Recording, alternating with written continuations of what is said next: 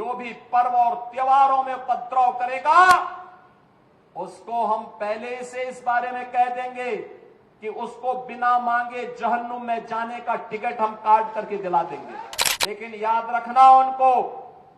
रखना होगा वे जितना सोचते हैं उससे ज्यादा हमारी पहले से तैयारी रहती है। और जब भी दुस्साहस करेंगे ऐसे ही पिटोगे जैसे बरेली के अंदर पीटे गए हो।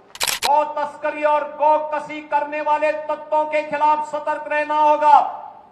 अगर कोई कहीं भूल से भी इस प्रकार की गतिविधियों में लिप्त है उसकी सूचना ससमय आप पुलिस को और प्रशासन को उपलब्ध करवाइए।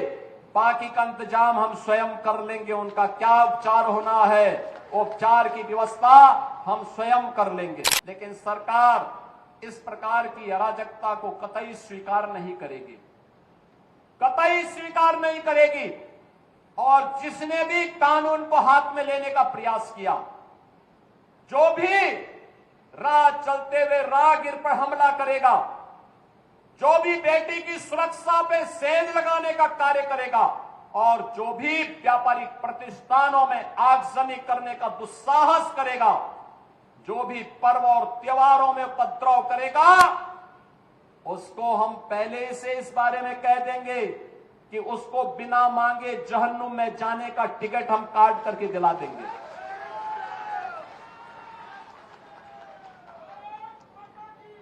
इतना पर्याप्त होगा उसके लिए। यह अराजकता स्वीकार्य नहीं। विकास में हर व्यक्ति की भागीदारी जब सुनिश्चित की गई है, गांव गांव का विकास हो रहा है, कल्याणकारी योजनाओं में बिना भेदभाव के शासन की योजना का लाभ उपलब्ध करवाया जा रहा है, बिना भेदभाव के युवाओं को नौकरी और रोजगार उपलब्ध करवाया जा रहा है, तो फिर यह अराजकता कैसे? कुछ चंद लोगों को माहौल खराब करने की छूट नहीं देनी चाहिए। ये वही लोग हैं जिन्होंने उत्तर प्रदेश की भ्रष्ट सरकारों के साथ मिलकर के उत्तर प्रदेश के सामने पहचान का संकट खड़ा किया था।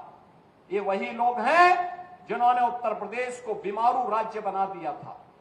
ये वही लोग हैं जिन लोगों के दंगों के कारण प्रदेश में कोई निवेश नहीं आता था, कोई उद्योग नहीं लगता था, कोई विकास का कार्य नहीं हो पाता था। और आज पिछले 8.5 वर्ष के अंदर उनकी मंशा सफल नहीं हुई। अब नए नए तौर तरीके अपनाने का कार्य कर रहे हैं। लेकिन याद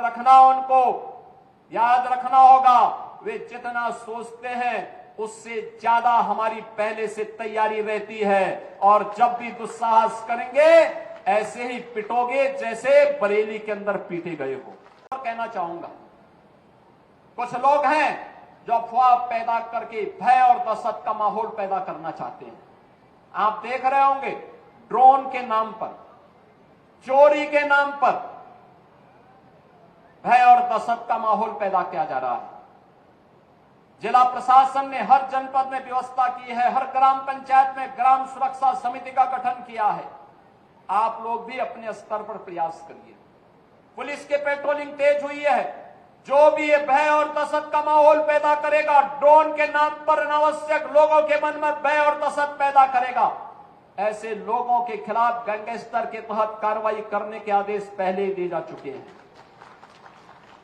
जो भी चोरी के नाम पर भय और दहशत पैदा करेगा उन लोगों की संपत्ति को जब्त करने के लिए हम लोगों ने पहले से आदेश कर रखे हैं कि ऐसे लोगों के खिलाफ सख्ती से निपटा जाए। लेकिन आपकी भी जिम्मेदारी बनती है, एक सभ्य समाज के नागरिक होने के नाते विकास में, लोक कल्याणकारी योजनाओं में अगर आपकी सहभागिता है तो व्यापक जन जागरूकता में भी आपकी सहभागिता होनी चाहिए। और व्यापक जन जागरूकता का यह अभियान, जिस अभियान के लिए आपका आह्वान करने के लिए मैं आपके बीच आया हूं, अगर कोई आपके गांव में, आपके कस्बे में, आपके मोहल्ले में, आपके अगल बगल के क्षेत्र में भय और दहशत का माहौल पैदा कर रहा है, पहले उसको रोको, उसको समझाओ। अगर नहीं मानता है तो प्रशासन को बताओ, प्रशासन अपने आप ही उसको ठोकने का कार्य कर देगा। आपको उसमें चिंता करने की बात नहीं है। आप चुपचाप बताइए, बाकी का इलाज हम स्वयं कर लेंगे। हमें लव जिहाद और धर्मांतरण जैसी राष्ट्र विरोधी गतिविधियों के प्रति सतर्क रहना होगा। गौ तस्करी और गौ कसी करने वाले तत्वों के खिलाफ सतर्क रहना होगा। अगर कोई कहीं भूल से भी इस प्रकार की गतिविधियों में लिप्त है, उसकी सूचना ससमय आप पुलिस को और प्रशासन को उपलब्ध करवाइए। बाकी का इंतजाम हम स्वयं कर लेंगे। उनका क्या उपचार होना है, उपचार की व्यवस्था हम स्वयं कर लेंगे।